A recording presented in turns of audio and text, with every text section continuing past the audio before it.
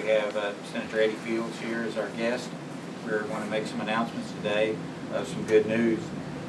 Hear about a success story about a voluntary, non-regulatory, locally focused program that is a partnership of private landowners, local conservation districts, a state agency, and the federal government with our partners with NRCS, the Environmental Protection Agency. The Capitol building has been the site of many announcements of bad news in the last 8 months. There have been news of revenue failures, of budget cuts, of cuts in programs and services that have been way too common. Today we're here to hear about all levels of government and how they can work together to be successful by matching local private landowners' monies and efforts to achieve incredible results cleaning up Oklahoma's waters. And as the Conservation Commission wrestles with further budget shortfalls, we must recognize that the Conservation Partnership that ended the Dust Bowl, that repaired soil erosion across the state, and continues to prevent catastrophic funding for flooding, has to have equal contributions from all levels of government and from the private sector. Local landowners commit their own hard-earned money to match program dollars. Farmers and ranchers also change their farming and ranching practices and land uses to protect and preserve our soil and water. Conservation districts and the NRCS provide technical and financial assistance that is tailored to the local natural resource priorities identified on a local watershed basis. The EPA and the NRCS commit a significant portion of program funding to install conservation on the ground in Oklahoma. Even in these tough budget times, the state of Oklahoma must find a way to do our part to provide in-stream water quality monitoring, local conservation cost share funds, and support conservation district staff. If Oklahoma fails to meet its obligation of matching dollars with federal funds, those federal funds will dry up, and the citizens of Oklahoma could possibly be subjected to increased mandates and regulations. At this time, I'd like to call on Shanon Phillips, the Director of our Water Quality Division at the Oklahoma Conservation Commission, to announce the details of our latest successes in cleaning up Oklahoma streams. Thank you.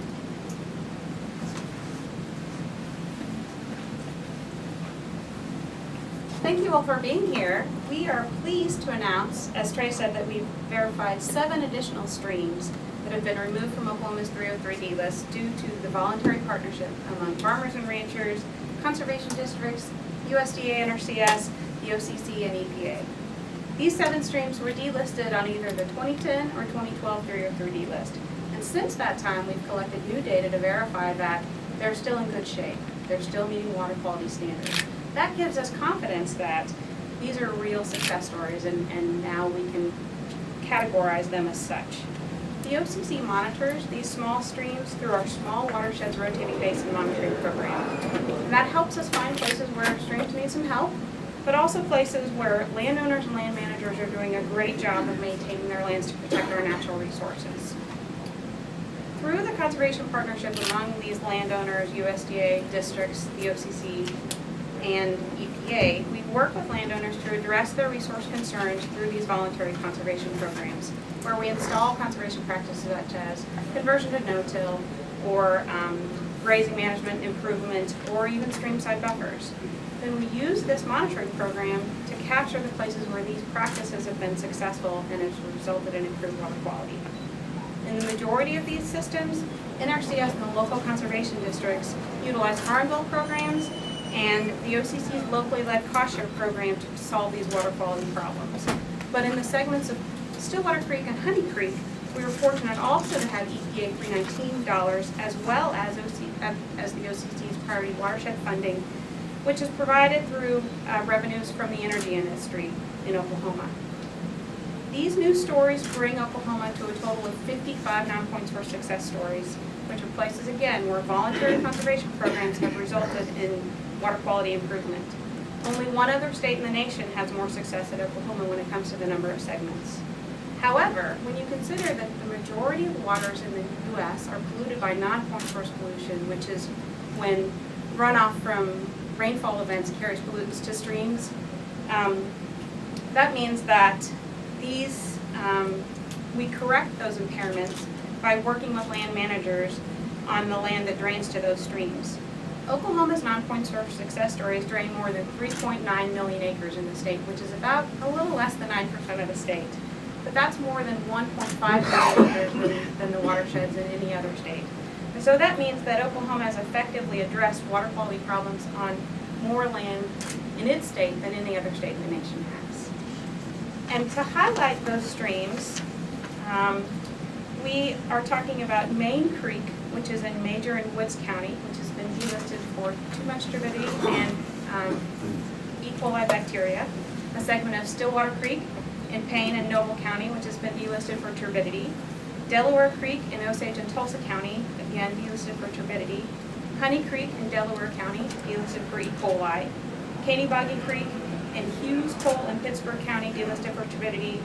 Canadian Sandy Creek in Pontotoc and Garvin County, also for turbidity. And finally, Otter Creek in Kiowa and Tillman counties, again delisted for turbidity.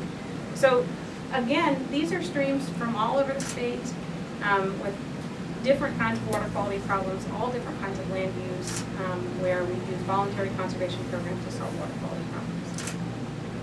And with that, I'll turn it over to Gary. Back to Trey.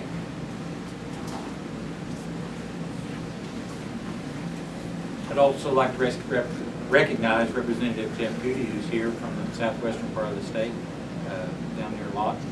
And one of the success stories is in his district.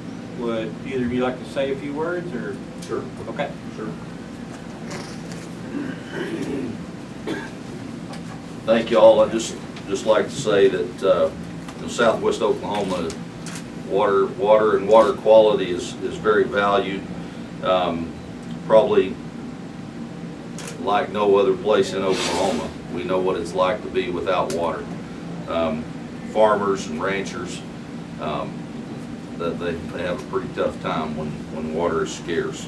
In western Comanche and Tillman County, we're proud to recognize the efforts of private landowners in voluntary cooperation with the Oklahoma Conservation Commission and the USDA Natural Resources Conservation Service that has restored Otter Creek as a vital water source for southwest Oklahoma.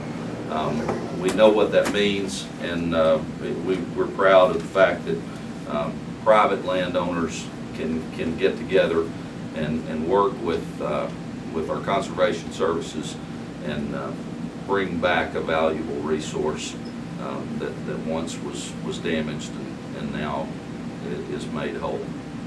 Thank y'all.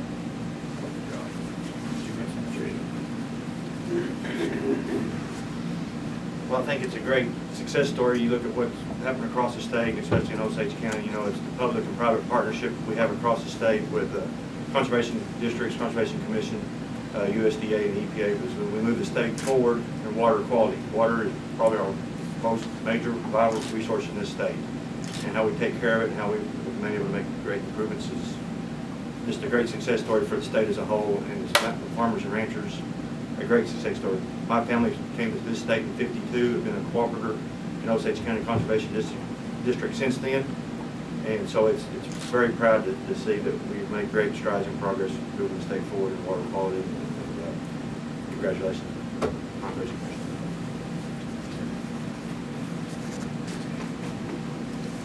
And we appreciate the support that we get from our representatives and our senators. They get it, they understand. We're all in this together. The revenue shortfalls that we see within the state are not any of our fault, but it's something that we deal with. We take it very seriously, and we enjoy working with them in a partnership. And speaking of partners, Oklahoma's conservation successes since the Dust Bowl through flooding have been built on those partnerships, as I said before. And here representing our federal partners from the USDA, Natural Resource Conservation Service, we have our state conservationist, Gary O'Neill. Gary? Thanks, Trey. Thanks for everyone coming. It's exciting to be here today to recognize more successes for voluntary approach for addressing water quality concerns. You know, we're getting accustomed to doing this almost every year because we're successful in this arena. You know, everybody wants and desires clean water. not just ag community, but everyone that lives in rural areas, but also in our urban settings. So that is something that everyone desires, and we're just excited and honored that the partnership can continue to deliver that kind of clean water. And it's done through the partnership in a unique way. Trey had already mentioned it, that we have federal partners. We also have state partners with the commission. The districts are state and local. And then also private landowners.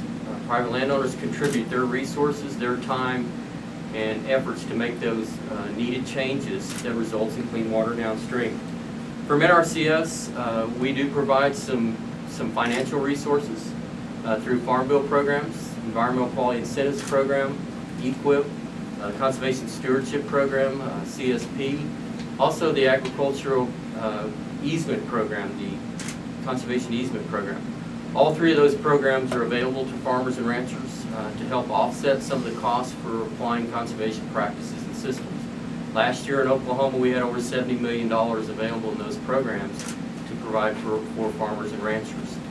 But the other part of the assistance is technical assistance.